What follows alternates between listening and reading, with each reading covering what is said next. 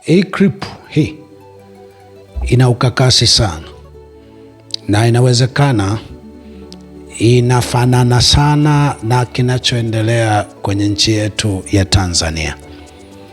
Kabla sijafafanua kwa undani, hebu isikilize, alafu narudi nifafanue jambo hapa.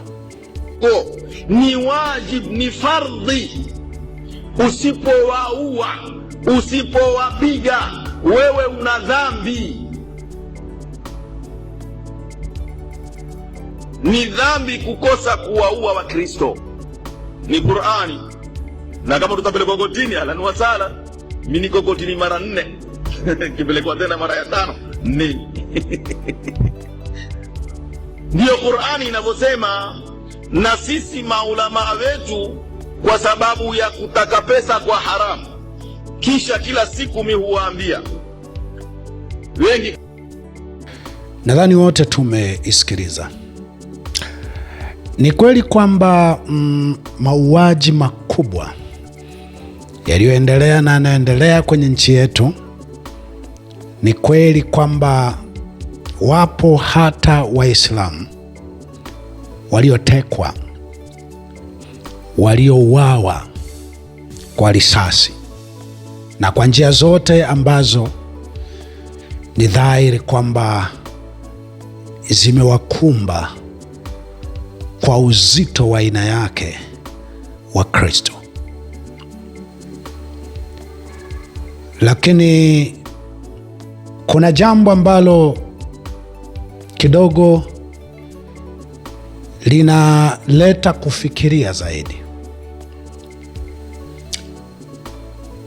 Unaweza kufikiria zaidi kuhusiana na hilo jambo. Kwanza unaangalia kuna matamko yaliyotamkwa na wanaoonekana ni mashehe wa Kiislamu, ambayo kimsingi watu hao hawakutakiwa kuwa uraiani kwa matamko hayo, lakini wako uraiani. Kuna matamko yaliyotamkwa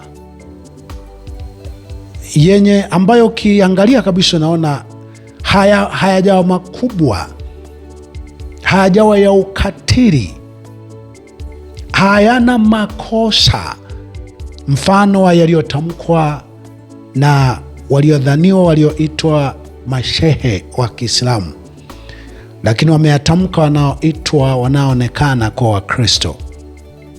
Aidha wamepotezwa, hawapo kabisa katika macho yetu, au wamewekwa magerezani. Mfano pengine tuzungumzie Tundu Lissu. Tundu Lissu, mmoja ya maneno aliyozungumza, akasema tutakinukisha. Kinini? Kunukisha ndo nini? Lakini imeshamweka zaidi ya miezi 8-9 hivi yuko gerezani. Lakini tunajifikiria akina sisi mpaka kesho. Sababu kabisa, lugha mbaya kabisa ya kupelekea mamlaka ikaue mtoto wangu wa pekee. Hiyo lugha ni ipi? Tuache hivyo. Binti yangu Sifa aliongea kwa habari tu ya watu wa Ngorongoro, kwamba jamani, tusiwatese watu hawa Ngorongoro, na pengine aliongelea kwa habari ya Mbarikiwa ameuliwa mtoto wake, analalamika amepewa na kesi. Binti yangu alikamatwa na kuwekwa kituo cha polisi peke yake kwenye baridi kali kwa muda wa siku 6 na moja akaenda kulala magereza, jumla siku 7. Na kutokea hapo sijui kingine ambacho kilikuwa kimefanywa kwenye hicho chumba.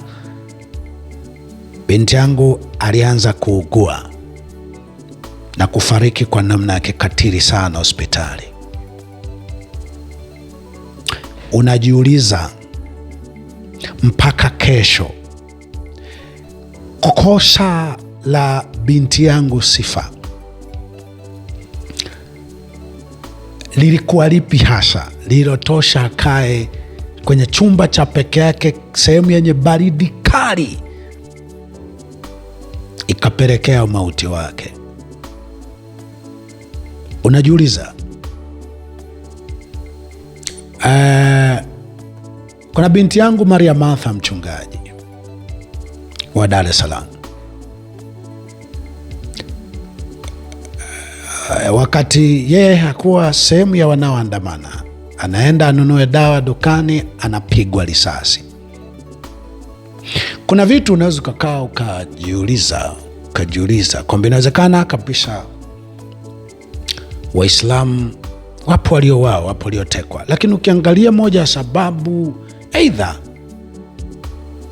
Waislamu hao walionekana wanapinga dhuluma au maonezi, au wako upande wa haki. Kimsingi kilichoko hapa kwenye nchi yetu si vita kwa wengine. Sisi tunachohangaika nacho si vita ya Ukristo na Uislamu. Wengine sisi tunahangaika na umuhimu wa haki kwa watu wote, kwamba haki ni lile ambalo Muislamu, Mkristo, asiye Muislamu anapenda kutendewa. Yaani lile ambalo na yeye angependa watoto wake watendewe, angependa yeye atendewe, wazazi wake watendewe. Hilo ndilo atende kwa wazazi wa mwenzake, atende kwa watoto wa mwenzake, atende kwa wenzake, halijalishi Mkristo wala Uislamu. Lakini inaonekana wapo ambao unaona ni kama Wakristo, kina Ali Kibao, mpaka kesho huwezi ukajua sababu za kumuua vile. Unaweza ukajua aidha pengine alionekana, kwa sababu kwa kila anayepinga mauaji, utekaji, dhuluma, uonevu binafsi kwenye jamii, alimaarufu wanamuita Chadema, na kitu ambacho kama Chadema wanapinga hayo, mimi siwezi kuona haya kuitwa mwana Chadema, ingawa sina kadi yao, sijawahi kuwa nayo. Kwa hiyo kama Chadema, kama vile wanasema mwanaharakati, acha harakati, hubiri neno la Mungu. Harakati ni kupinga mabaya. Wewe ni mwanaharakati, sio mchungaji. Harakati ni kupinga mauaji, ni kupinga ubinafsi, ni kupinga utekaji. Basi pasipo haya kabisa, mimi ni mwanaharakati, Mungu ni mwanaharakati. Wahubiri wote waliohubiri kwenye Biblia yangu ni wanaharakati. After all, harakati ni kukombaria jambo mpaka liwe, au kutaka watu wengine watazame mambo kwa namna ninavyoyatazama. Ni kweli kuna Waislamu wanauawa, wapo, lakini ukiangalia kwa undani ni kama ni wale ambao wanaweza wakawa wanazungumzia haki, na automatika inawezekana wanauawa kwa kuwa wanawekwa kundi la alimaarufu makafiri au Wakristo. Ukirejelea hii kauli ya huyu anayedhaniwa, anayeonekana kuwa shehe hapa. Sababu ya pili ambayo unaweza ukaona Waislamu wanaweza kawa wanauawa ni pale ambapo pengine pana au wanaoitwa wanaonekana kwa Wakristo wanataka kuuawa, na wewe unajichanganya hapo, usomi alama za nyakati. Kama kwenye maandamano, inawezekana kuna kodi kwenye maandamano, kwenye 29, 30, 31, inawezekana kuna kodi ili kuwepo Muislamu uweje, na huenda baadhi aidha kwa sababu ya kupenda haki walijichanganya sehemu ya wanaodai haki, au baadhi hawakuzielewa kodi wae wapi, na kwa sababu pengine kulikuwa na maelekezo mahususi. Ni wazi tunakiri kuna Waislamu wameuawa, lakini lugha ya shehe kama huyo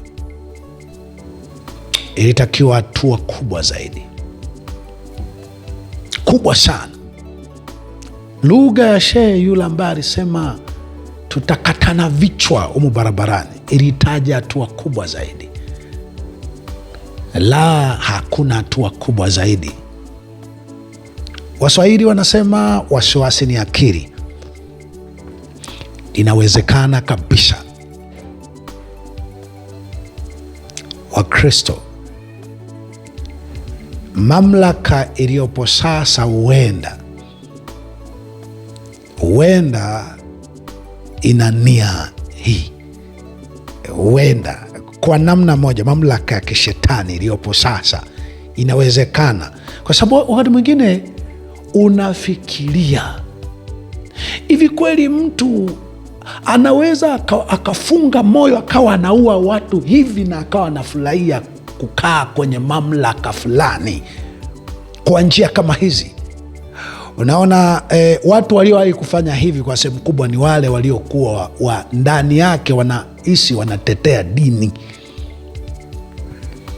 ndani yake wanahisi wanatetea dini. Anasema tunafunga na kuomba mpaka tumuue Paulo, tunakuua kwa jina la Mungu. Wale ambao walikuwa wakiona, wakihisi wanalinda na kutetea dini yao, au wanataka dini yao ndio iwe inatawala, ibaki kwenye mamlaka ya kisheria, kwa sehemu kubwa ndio ambao walikuwa na moyo mgumu kama moyo mgumu huu tunaoona kwenye mamlaka ya shetani iliyotukalia, kwa sababu wezi ukaona mwanadamu ana roho ngumu hivi, unamwona kabisa anaonyesha niko tayari kuua idadi yoyote ya watu hapa, sitoki, nitakaa hapa, na uko kuua wote kupokeeni kwamba ndo njia pekee ya mambo kuwa. Huwezi ukaona kwamba mwanadamu huyu ni wa kawaida kabisa, ni kweli cheo tu ni cheo tu kimemfanya awe hivi. Anyway, libaki unajiuliza, lakini wasiwasi ni akili. Inawezekana kuna watu mtakuja kushtuka, wakati tulishachelewa sana, na majuto atakuwa mjukuu.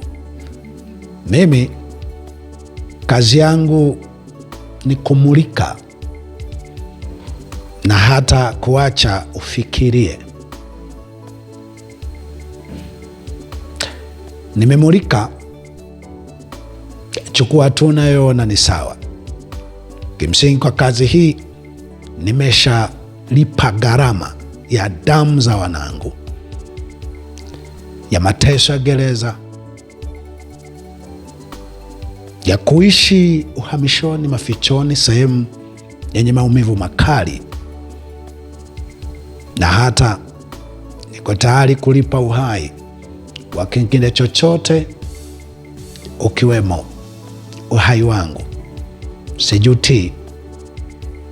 Kazi hii naliipokea kwa Baba, na ndiko nitarudisha hesabu yake.